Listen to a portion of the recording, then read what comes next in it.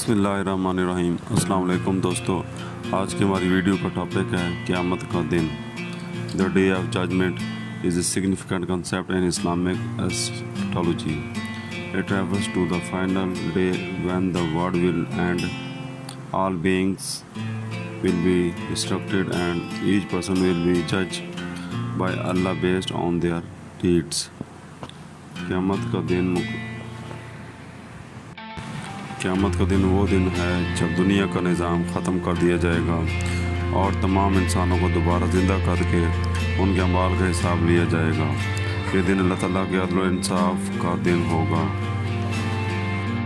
क़यामत की निशानियाँ, छोटी निशानियाँ, इल्म का उठ जाना, झूठ का आम होना, अमानत में ख़यानत, बेहयाई और फहशी का फ़रोग़, क़त्ल व गारत का बढ़ जाना, शराब नोशी और सूदखोरी, माँ की नाफरमानी और दोस्तों को तरजीह देना, मस्जिदों की रौनक ज़हरी मगर दिलों से खाली।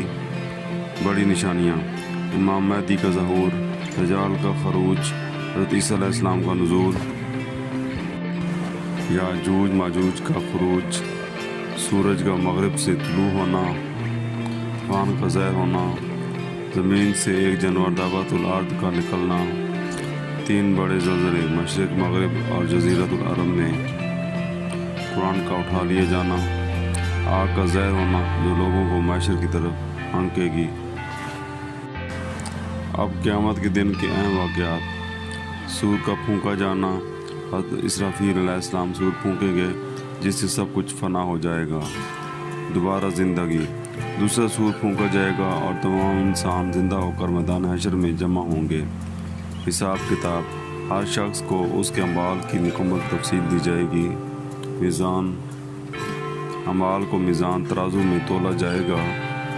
पुल सिरात, नेक लोग इस पुल से आसानी से गुज़र जाएंगे जबकि बदकार गिर जाएंगे।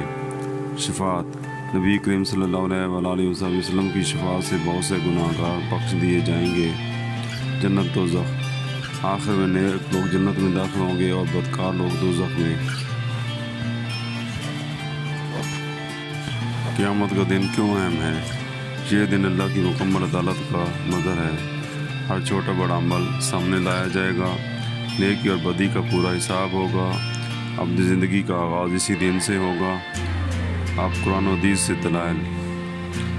सूरत ज़लज़ाल की आयत नंबर 8 और 7 तर्जमा है, जो ज़रा बराबर नेकी करेगा वो उसे देखेगा और जो ज़रा बराबर बुराई करेगा वो भी उसे देखेगा। हदीस पाक